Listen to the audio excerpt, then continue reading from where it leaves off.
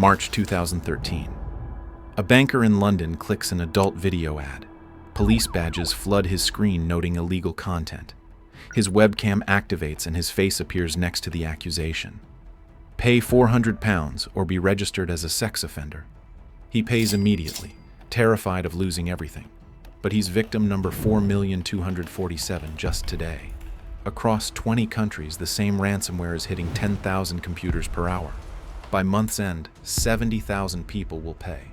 The mastermind isn't a Russian mafia or North Korean hackers. It's Zain Qaiser, a 19-year-old who failed out of computer science, still living in his parents' house in Barking.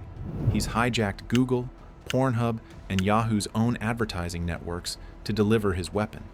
When ad companies try to stop him, he DDoSes their servers, costing them millions. And when police raid his bedroom, they find something that makes their blood run cold. How did a teenage dropout weaponize the internet's advertising? And why couldn't tech giants stop him? Zain Qaiser slouches over a Dell laptop in his parents' semi-detached house at 47 Ripple Road, Barking. It's September 2012, and the 18-year-old has just dropped out of Roehampton University's computer science program after failing his first-year exams. While his former classmates return to campus, Zain descends into hack forums under the username KING. A sticky thread catches his eye. Reviton ransomware, $10,000 weekly income guaranteed. The post describes a new scam sweeping Europe, malware that impersonates law enforcement and demands payment for viewing illegal content. Where others see a criminal scheme, Zain sees a business model. King messages the thread's author, a Russian-speaking coder named Slavik, operating from Krasnodar. Slavik's crew has perfected the ransomware, but struggles to distribute it beyond Russian porn sites. They need someone who speaks native English and understands Western advertising networks. Zain proposes a partnership in broken Google Translate Russian. He'll handle distribution through legitimate ad networks if they provide the technical infrastructure. We don't know what King exactly told them, but within 72 hours, Slavik grants him admin access to their Angler Exploit Kit server, a $43,000 piece of black market software that can detect and exploit 37 different browser vulnerabilities. The Russians will maintain the malware. Zain will get it in front of victims, splitting the revenue 50-50. Zain registers his first shell company, Punch Media Limited, using a fake passport he purchases for £800 from a forger in Birmingham. The passport shows his photo but lists his name as Amar Singh, complete with a fabricated address in Hounslow.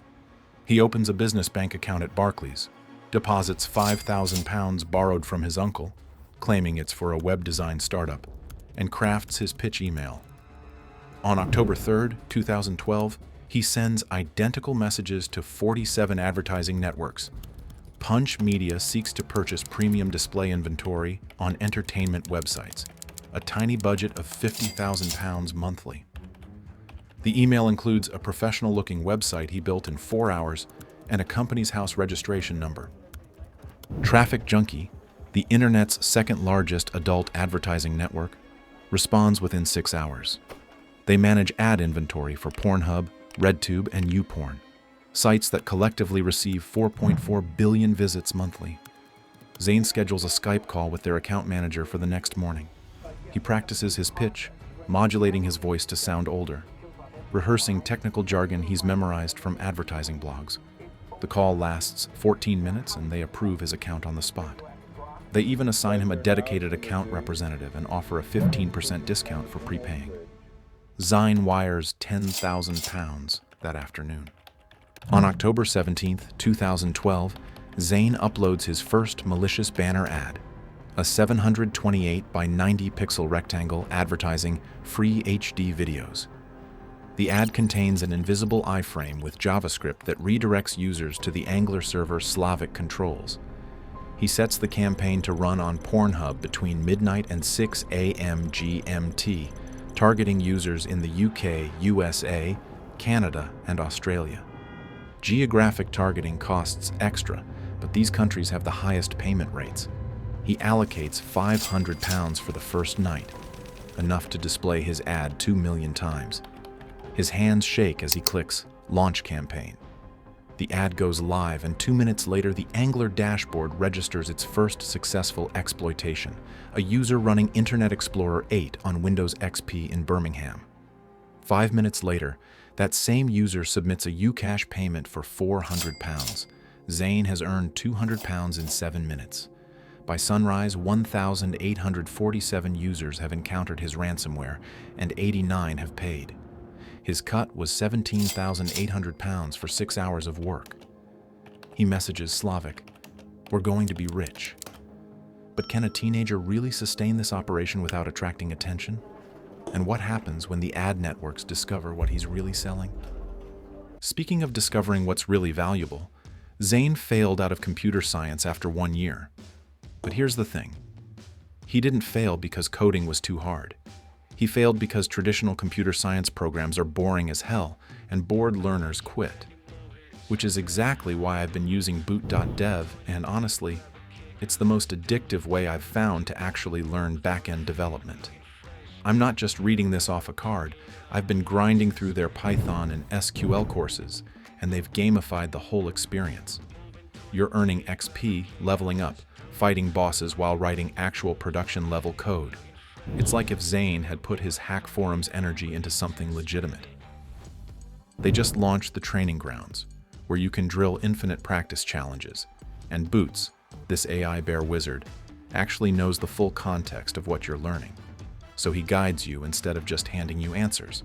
The median back-end developer salary is over $100,000, and boot.dev takes you from zero to hireable with hands-on projects, not just theory. All content is free to read.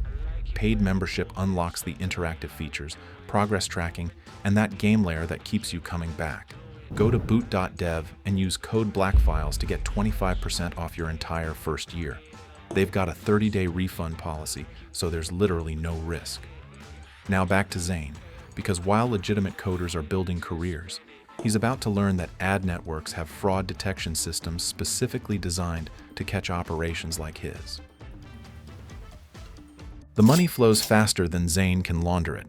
By December 2012, his Angler dashboard shows 400,000 successful infections across 20 countries. Payment conversion hovers at 4.8%, astronomical for any online business. The ransomware adapts like a chameleon. Americans see FBI badges and demands for money pack payments. Germans face BKA warnings requiring PaySafe card. Japanese victims encounter National Police Agency logos requesting Bitcash. Each localized version uses that country's actual criminal code citations, court case numbers, even the names of real judges.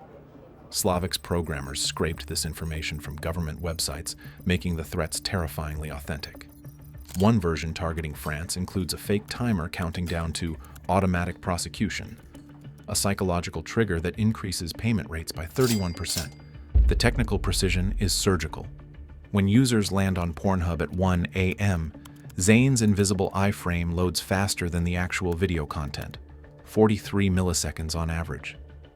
The Angler kit probes their system like a doctor checking vital signs, browser version, installed plugins, operating system patches.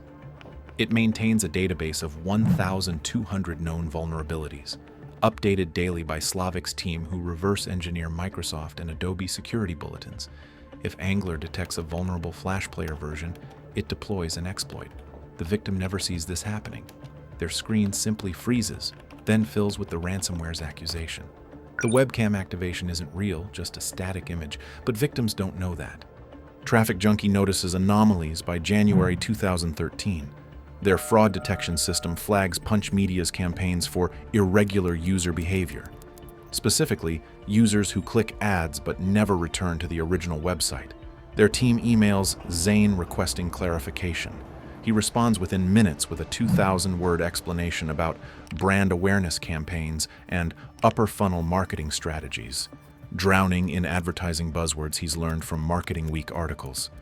He attaches fabricated performance reports showing improving brand lift metrics. The company, overwhelmed and under pressure to hit quarterly revenue targets, marks the account as verified priority advertiser. If you're hitting this channel with a like right now, you're already 3 steps ahead of these ad networks, because understanding these schemes protects you from becoming the next victim. The operation scales beyond Zain's wildest projections. He registers 12 more shell companies: Dynamic Media Solutions, Crystal Advertising, Phoenix Digital Marketing. Each uses different forged documents, different bank accounts at Barclays, HSBC, and Lloyd's, different directors, who are all actually Zain wearing various disguises in passport photos. He hires 2 money mules through local Bitcoins forums, university students who think they're doing payment processing for an e-commerce company. They convert victim payments from Ucash, MoneyPack, and PaySafeCard into Bitcoin, taking 5% commission. The Bitcoin flows through 6 mixing services before reaching wallets controlled by Zain and Slavic's crew.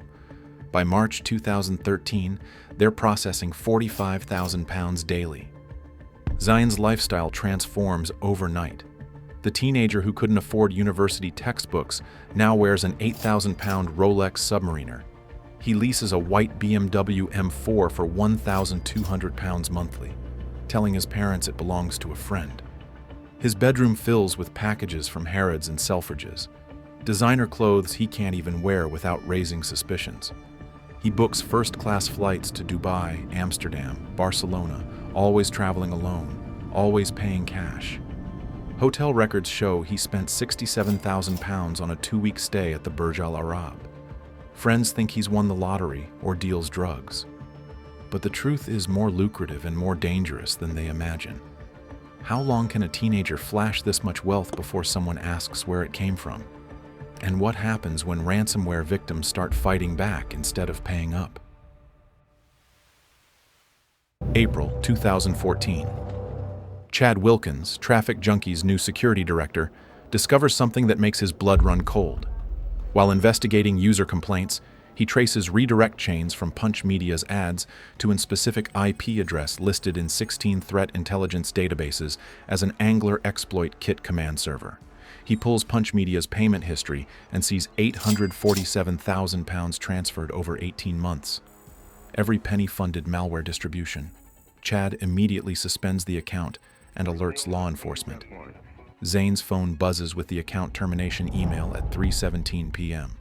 By 3:19 p.m., he's typing a response that will haunt Chad for years. Reverse this decision within 24 hours, or I will destroy your company. The first attack hits Traffic Junkie's servers 16 hours later. 400 gigabits per second of junk traffic, enough to crash Netflix, floods their infrastructure. Their content delivery network collapses. Pornhub goes offline. Millions of users worldwide can't access the site. Every minute of downtime costs Traffic Junkie £8,000 in lost ad revenue. Chad's phone rings nonstop. Angry executives, panicking engineers, confused customers. The attack continues for 72 hours, with a total damage of £726,000. A second email arrives from Zain. This was a warning. Restore my account, or the next attack will be permanent. Chad faces an impossible choice: enable a criminal or watch his company burn. Traffic Junkie capitulates. They quietly reactivate Punch Media's account with restrictions, lower spending limits, manual campaign approval. But Zain has already moved on. He's simultaneously running campaigns on 15 other networks: ExoClick, AdExpansion, Juicy Ads, Pop Ads. When Pop Ads bans him in May 2014, he retaliates by hijacking their CEO's email through a spear phishing attack, sending child exploitation material to their entire contact list from the CEO's address. The CEO, Marcus Webb, receives death threats from his own business partners who think he's a pedophile. His reputation never fully recovers. When AdExpansion blocks Zain's campaigns, he exploits an SQL injection vulnerability in their billing system, stealing credit card details for 50,000 advertisers. He doesn't use the cards, just sends screenshots to AdExpansion's board of directors with a threat. Meanwhile, 3,400 miles away in Washington, D.C., FBI Special Agent Jennifer Martinez assembles Operation Shrouded Horizon, an international task force targeting ransomware operations. Her team includes investigators from the Secret Service, DEA, tracking money flows, Europol, and crucially, Britain's National Crime Agency. They've been monitoring Russian-language forums where Slavic's crew operates. In March 2014, they arrest Slavic's cousin in Miami carrying a laptop with Angler source code. Under interrogation, he reveals communication logs with someone called King, a native English speaker who handles Western territories. The logs include cryptocurrency wallet addresses that blockchain analysis links to UK-based exchange accounts. The NCA's cybercrime unit takes over the UK investigation. Detective Inspector Paul Stevens obtains surveillance warrants for cryptocurrency exchanges, revealing account holder Amar Singh, whose IP address traces to 47 Ripple Road, Barking. Physical surveillance begins April 28, 2014. Agents photograph Zain entering and leaving the house, matching his face to passport applications for both Zain Qaiser and Amar Singh. They intercept his mobile phone metadata, showing calls to known money launderers and dark web vendors. On May 15, 2014, undercover officers posing as wealthy criminals approach Zain at a Bitcoin ATM in Shoreditch, offering to buy £100,000 in cryptocurrency. He agrees without hesitation, providing bank details for wire transfers. The trap is set. July 9, 2014, 4:47 a.m. Zain wakes to his bedroom door exploding off its hinges. 8 NCA officers storm in, securing him before he can reach his laptop. Detective Stevens finds the MacBook Pro still logged in. A miracle, since Zain configured it to auto-encrypt after 60 seconds of inactivity. The screen shows 3 windows: his Barclays business account, with a balance of £367,000, a Bitcoin exchange, 427 BTC, worth £170,000 in 2014, but $42 million on 2025, and most damning, an admin panel for Dynamic Media Solutions logged into Traffic Junkie. They arrest him for fraud, money laundering, and Computer Misuse Act violations. In the police car, Zain makes one request: "Can you tell my parents I've been selling drugs instead?" But why would hardened investigators let a 20-year-old cyber criminal make any requests at all? And how does someone caught red-handed still manage to evade justice for 4 more years? The MacBook Pro becomes a battlefield. NCA forensic analyst discovers Zain has configured the laptop like a Russian nesting doll of encryption. The main drive runs macOS with FileVault 2 encryption. Inside that, a virtual machine runs Ubuntu Linux with LUKS encryption. Inside that, another VM runs Tails, the amnesic incognito live system, designed to leave no traces. Inside that, encrypted containers hide the actual evidence. Each layer requires different passwords. Without them, the data might as well not exist. Zain refuses to provide passwords, claiming he's forgotten them under stress. UK law allows authorities to imprison suspects who won't decrypt devices, but Zain's lawyer argues his client has autism spectrum disorder and genuinely can't remember complex passwords during anxiety episodes. While forensics struggle with the laptop, Zain posts £50,000 bail and returns home on strict conditions: no internet access, daily police station check-ins, and surrendered passport. He immediately violates these terms. Using a hidden phone he purchased before arrest, he contacts Slavic through Telegram. Compromised. Delete everything. Slavic's crew shuts down their entire operation, destroying servers in Russia, Romania, and Netherlands. They've made £12 million. Time to disappear. Zain then accesses backup cryptocurrency wallets using seed phrases he's memorized, moving 2,000 Bitcoin to new addresses. At July 2014 prices, that's £800,000 the authorities will never recover. September 2014 brings a breakthrough. The analyst discovers Zain made one crucial mistake. He used the same password for his MacBook user account and his iPhone backup stored on the laptop. The password is K1G$S-World2012, and this unlocks the first encryption layer, revealing browser histories, email archives, and crucially, a password manager containing credentials for everything else. The digital fortress crumbles. Inside, investigators find 3,847 pages of chat logs with Slavic's crew, including conversations where Zain brags about specific ransomware campaigns. Screenshots show Angler's admin panel tracking 70 million infection attempts, 4.4 million successful exploits, 4.1 million pounds in collected ransoms. A spreadsheet details payments to money mules, Bitcoin mixing services, even the forger who created fake passports. One folder contains 147 threatening emails Zain sent to companies that banned his ads. The Crown Prosecution Service takes 2 years to build an airtight case, analyzing every transaction, every victim complaint, and every line of code. They identify victims across 20 countries but focus on 700 British citizens who can testify. The charges filed in 2017 include 11 counts: blackmail, fraud by false representation, money laundering, converting criminal property, unauthorized computer access, impairing computer operation, possession of articles for fraud, threatening to destroy property, and making threats to kill.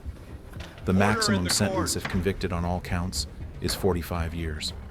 Zain's trial is scheduled for February 2018. Then Zain plays his final card. Days before trial, he attempts suicide by overdose and is admitted to Goodmayes Hospital's psychiatric unit. Psychiatrists diagnose him with severe depression, anxiety, and autism spectrum disorder. The trial is postponed. While supposedly receiving treatment, staff catch Zain using the hospital's patient computer lab to access local bitcoins through Tor, attempting to sell 300,000 pounds in cryptocurrency. He's also messaging someone in Pakistan about purchasing diplomatic immunity through a Caribbean island nation selling citizenships. The hospital revokes his computer privileges. 2 weeks later, they catch him using a smuggled smartphone to continue his schemes. This time, there's no mercy. In December 2018, prosecutors offer a plea deal. Plead guilty to all charges, cooperate with ongoing investigations into Slavic's crew, and receive a reduced sentence. Zain accepts, knowing the evidence is overwhelming. On April 9, 2019, he stands before Judge Timothy Lamb at Kingston Crown Court. Prosecutor Kevin Barry calls him the most significant cybercriminal ever prosecuted in the UK. Defense barrister James Scobie argues his client was a vulnerable young man manipulated by older Russian criminals. Judge Lamb dismisses this narrative. You were the Western arm of this operation. Without you, it would not have succeeded. The sentence is clear: 6 years and 5 months in prison. Zain shows no emotion as guards escort him to the cells. Zain Qaiser was released on license in 2021 after serving half his sentence. He's banned from using encryption software, accessing dark websites, or possessing more than one mobile phone. He was unable to leave the United Kingdom until mid-2025. His victims, scattered across the globe, never recovered their money. The banker from our opening still checks his webcam LED obsessively, covering it with tape when not in use. He's never told anyone about that night. Millions of others carry the same secret shame, all because one dropout figured out how to weaponize advertising, the internet's most trusted ecosystem. The kid who called himself king proved that you don't need technical genius to break the internet, just the audacity to exploit the systems everyone else trusts. But Zain wasn't the only teenager running circles around law enforcement. While Zain was extorting millions through fake police warnings, another young hacker was doing something even more audacious: scamming the actual FBI. That's the story of Maxim Popov, the Ukrainian prodigy who sold the FBI fake cybercrime intelligence for $150,000, convinced them he was their best informant, then used their own money to fund his hacking operations. Click here to discover how a 20-year-old fooled America's top investigators into paying for their own infiltration. And once again, huge thanks to boot.dev for sponsoring this video. If you want to learn to code the fun way, check out that link in the description. See you in the next one.